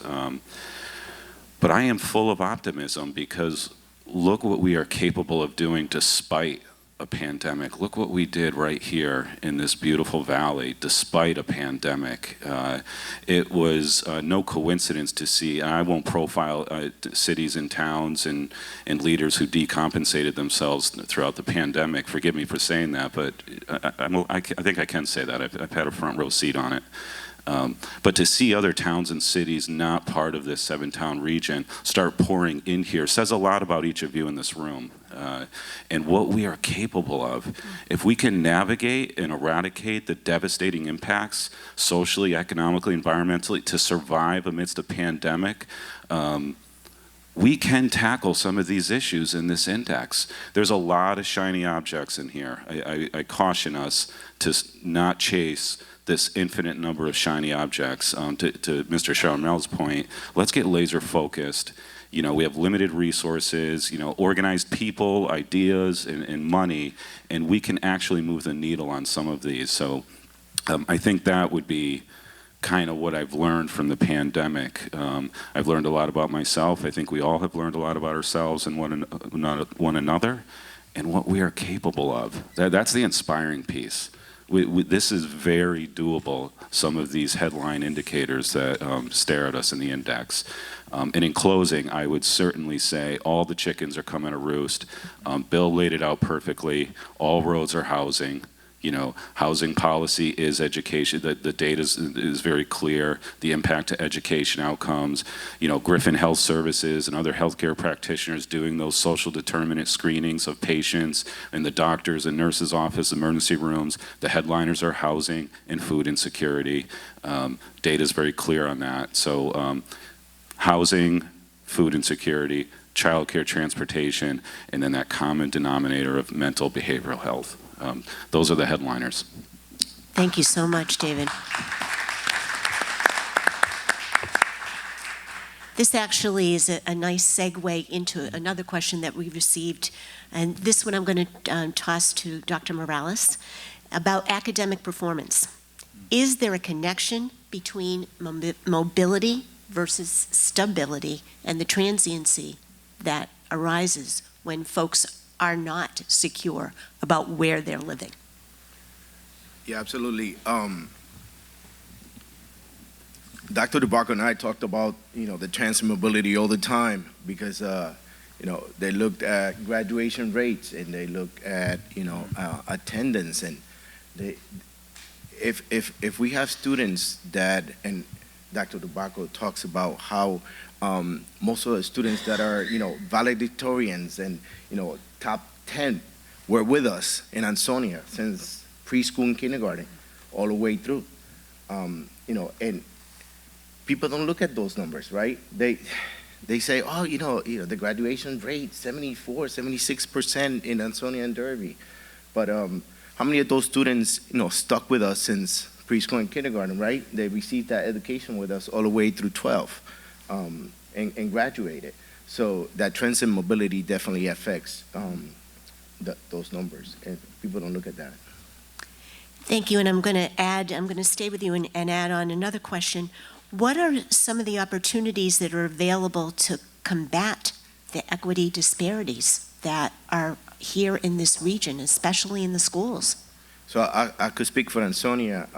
You know, the creation and establishment of a Director of Equity Communications position, a staff, the office with bilingual staff that opens the line of communications in both Spanish and English for our parents. We also assist with the local organizations in translating and posting that information to our families. We have BROS. We have a group of Black students from Southern Connecticut that come and mentor our Black students here at the high school. We have NAACP Junior Club that meets. They actually met yesterday at the high school. We have the LGBTQIA plus club at the high school. We have Human Relations Club. Currently this year, we have an African American, Puerto Rican, Latin American Studies course at the high school level. We also planning. We listened to the students, and there was an interest last year in the NAACP Junior Club and also Human Relations Club of students saying that they were curious about, attending HBCUs, historically black colleges and universities. And so Dr. DeBacco put it on my laps. He said, make it happen. So we are actually planning to take 15 students to Atlanta and Alabama this year to experience the civil rights movement tour, and also every single day that we are down there for spring break, we're going to visit one HBCU. So 5 HBCU. So I want to take this opportunity to thank you, the Valley Community Foundations, for your support, David Morgan and team for your support, and also, Time Sane Group for the financial support to make this dream happen for our students. Thank you so much.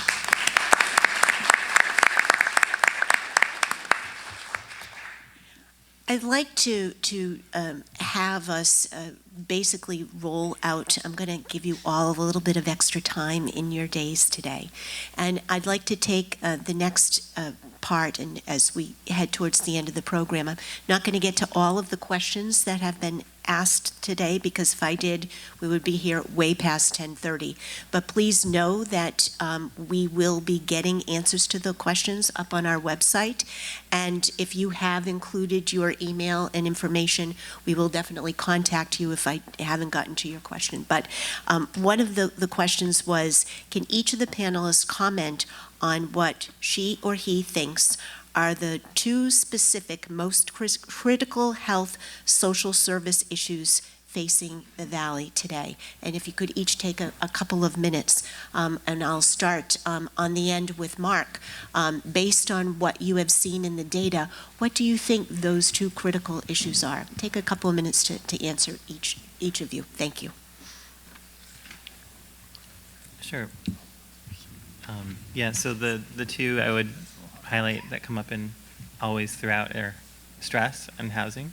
And that you see stress levels related to a lot of things, and that could be occupations, the social history of families, adverse childhood experiences, what people experienced as youth growing up in the Valley or nearby areas that lead them to have, more stress. And I think you see that in things like smoking rates. So I would emphasize smoking as a key indicator. It's still quite a bit higher than the state average. And smoking is something that's really declined, across the U.S., across Connecticut over the past few decades, but you still have 15% of adults smoking cigarettes. And the reason I bring that up is because that is a very unhealthy activity to be smoking cigarettes. So even though it's, something you probably heard before, it's still happening, and I think that should be a focus still. And it relates to it's also just a symptom of like stress from many sources, I think. The other is housing, I would say, for all the reasons already mentioned. But the fact that there's not, the number of households is rising. There are people living longer. When people live longer, they retire from their jobs. They don't just move away. They usually stay in their home. But their jobs are still there. So as people move in to take those jobs, housing is needed. And Connecticut's just woefully behind on building new housing. There are a few bright spots, like Shelton's built, some larger units, but in general, there's nowhere near enough housing, I think. Thanks, Mark. Bill? Well, on health, the takeaway here that 72% of Valley residents are overweight. The PRC is here, I know, and I was very fond of working with Dr. David Katz, who used to put it quite simply, he'd say feet and forks, right? It's about what we eat and how we exercise. So we encourage all residents, and this is why the Naugatuck Greenway and projects like that, we're going to bring people together to socialize once again, to exercise, to walk, to run, to jog.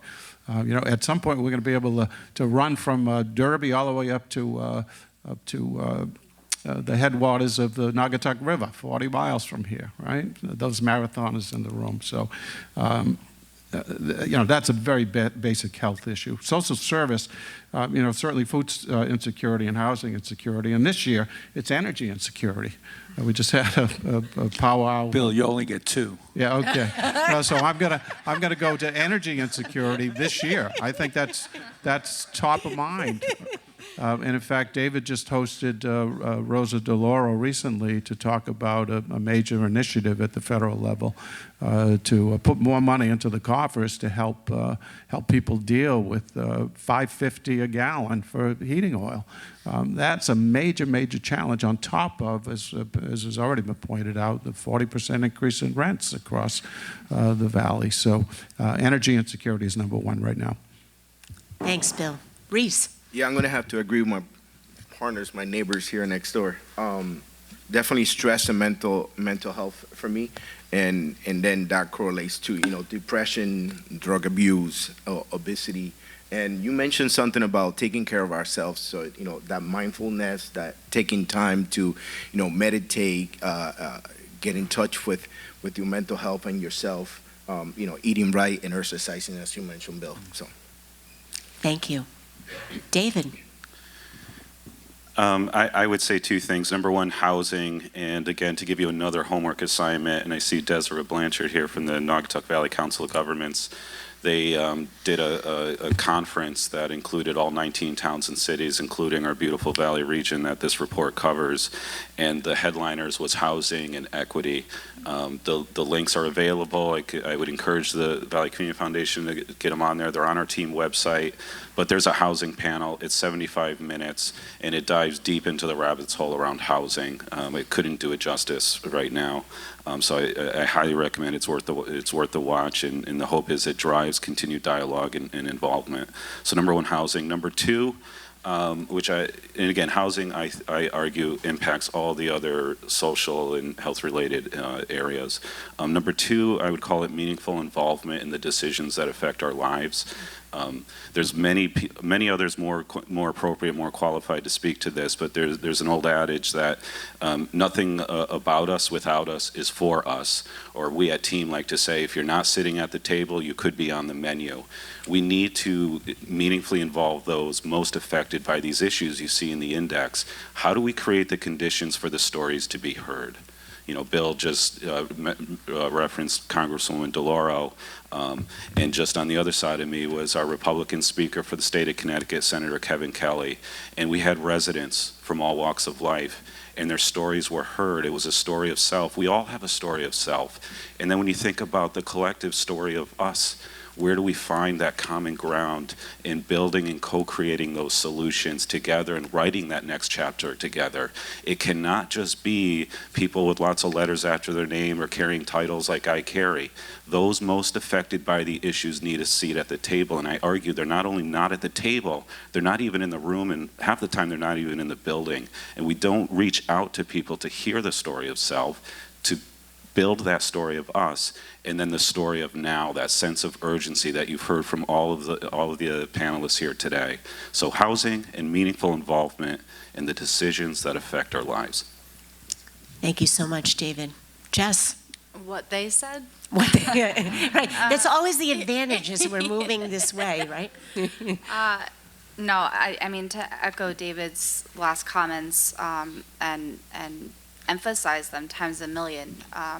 We have historically been reactive to our issues.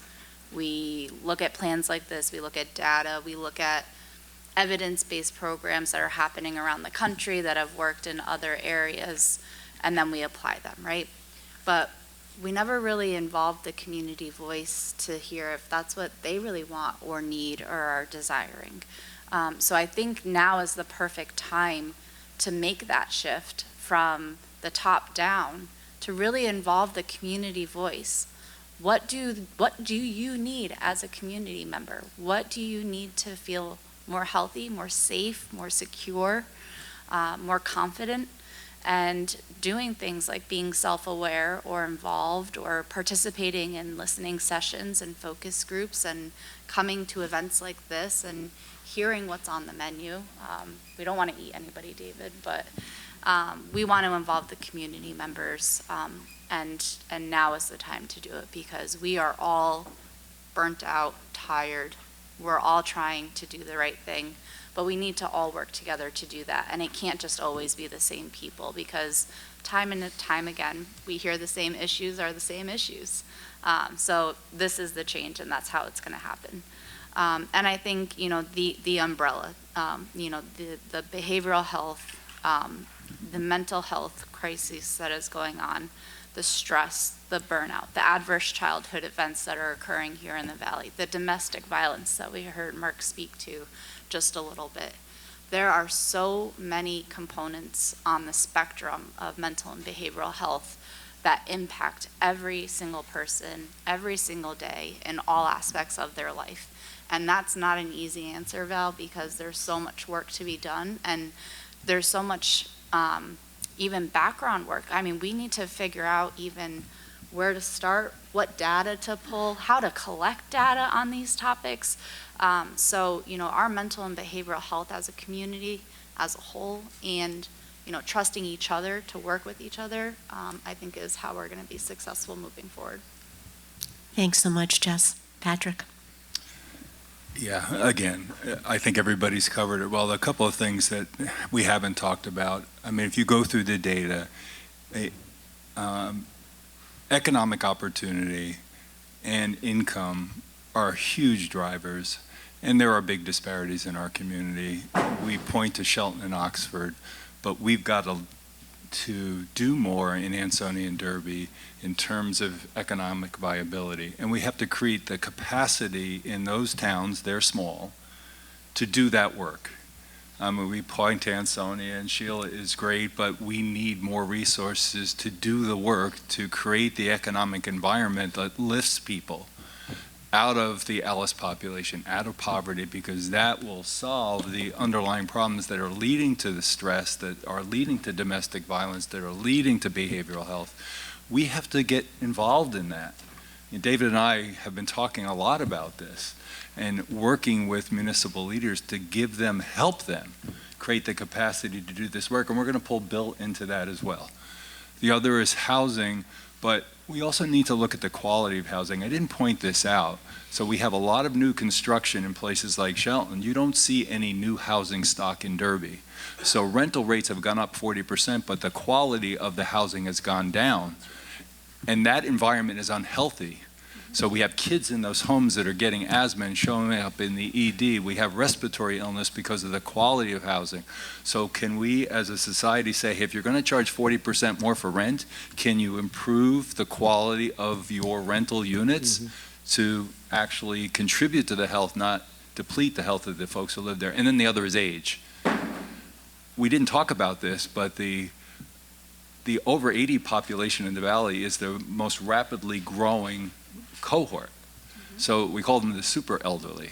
They're going to have more chronic disease. They're going to have more healthcare needs. They're going to have accessibility and transportation issues. We've got to focus on that.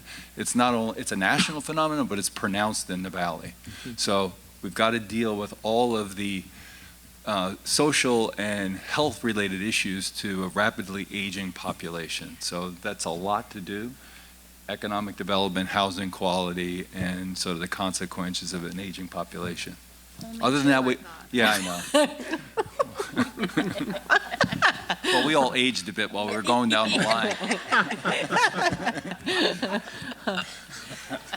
So you've heard an awful lot from these panelists. It is obvious that they are passionate and committed to the work that they do, to every single person in this room, to every single person in this valley.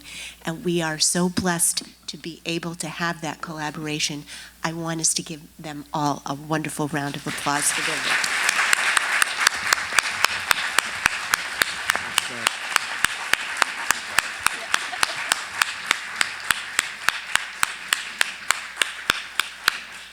I think there started to be a standing ovation. That was pretty awesome. Thank you so much.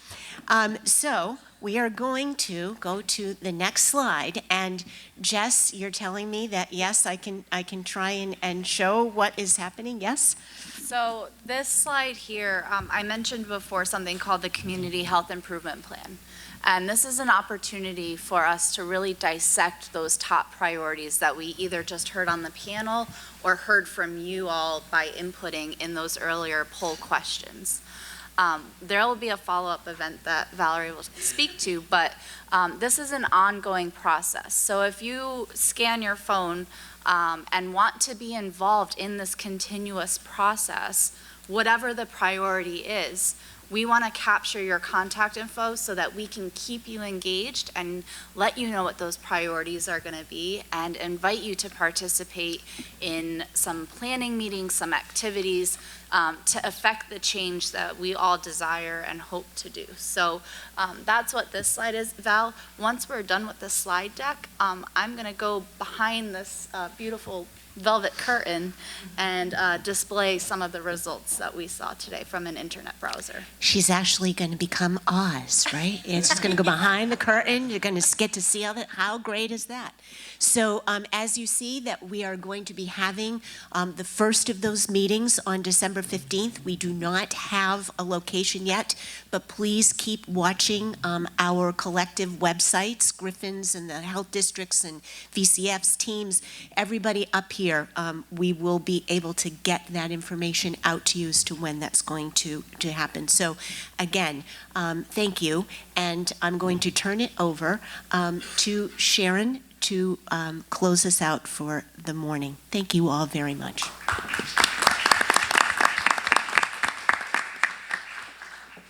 So much information, right? It's amazing. And I can't wait till you see the executive summary, which you'll all get as you're leaving the auditorium tonight. And some of you, especially those of you who have been participating in the process, will be receiving your index today.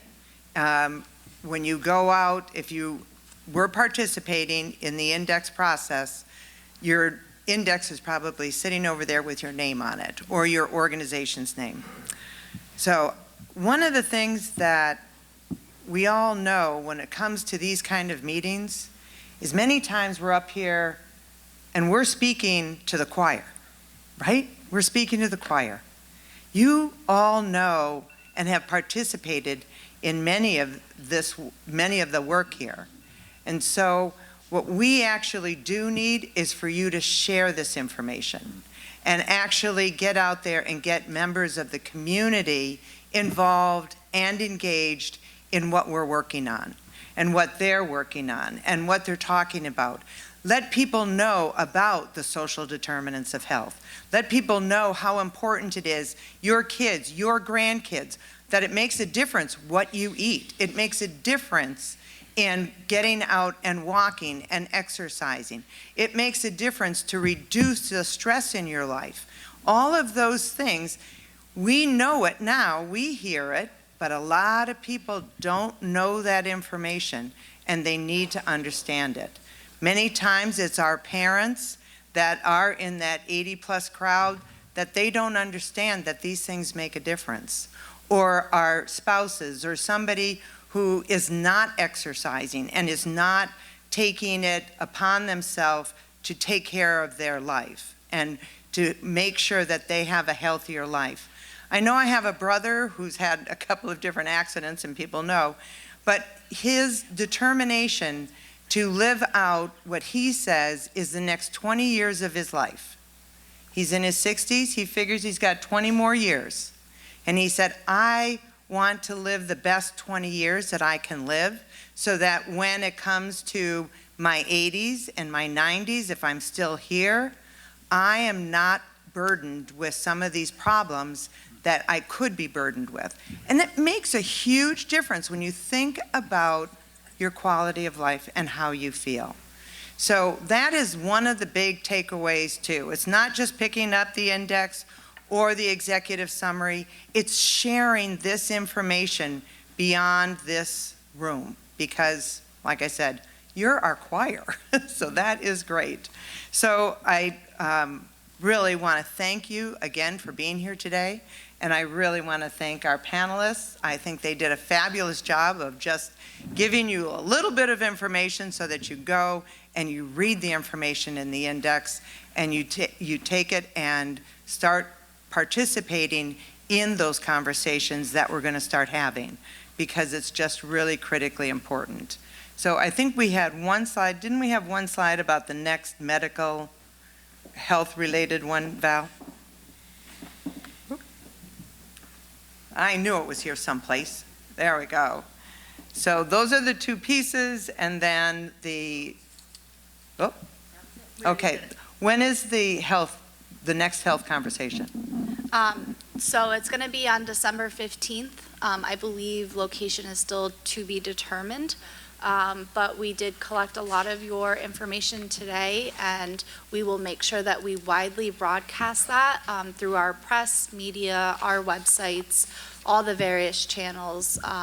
Many of you are participants in the Valley Council for Health and Human Services, so we will circulate that, but save the date of December 15th because that's where we're really going to start rolling up our sleeves and getting into the next phase of massaging and taking this all in and digesting it and setting our priorities and moving on.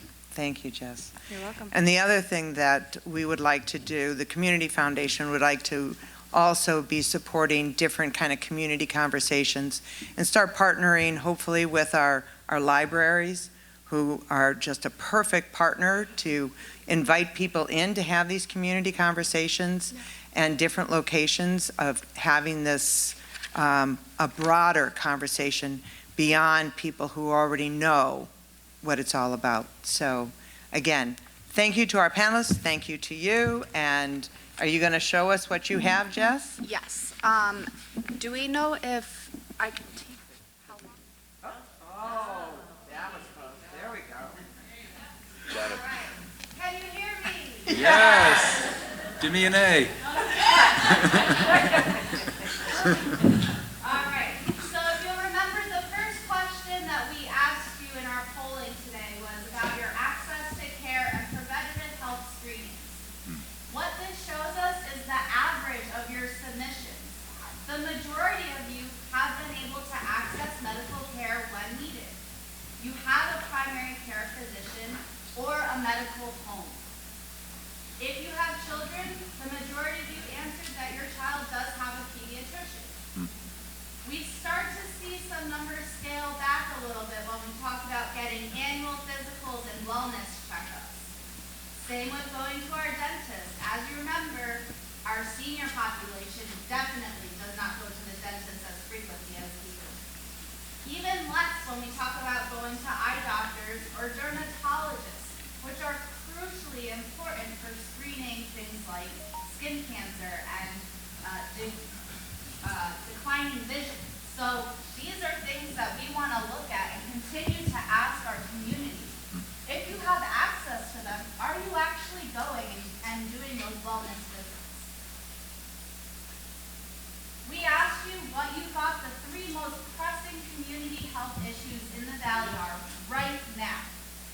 And there's a lot of words on this screen, and you'll see right in the middle: obesity, mental health, heart disease. As you were entering in your top 3, the more repetitive words, the bigger they got. So we see things ranging from lack of preventative services and chronic diseases, robberies, overdoses, diabetes, employment, food security, information access. I mean, hello, we didn't even talk about that really today. But we see here on obvious, mental health is of great concern to us here in the audience today. There is a polling question about top concerns related to childcare. Some of the things that were mentioned, again, the quality, the accessibility, those gaps and those empty seats that aren't able to be filled because there's just not the child care available in the Valley. Those are definitely concerning. The cost, so expensive. We talked about that. How was your employment impacted during the pandemic? We heard Bill talk about unemployment rates and the impact on mental health and stress. So when we looked at the answers and the averages of people who lost or changed their job during the pandemic, some it applied to. We saw a lot of people say their workload was significantly increased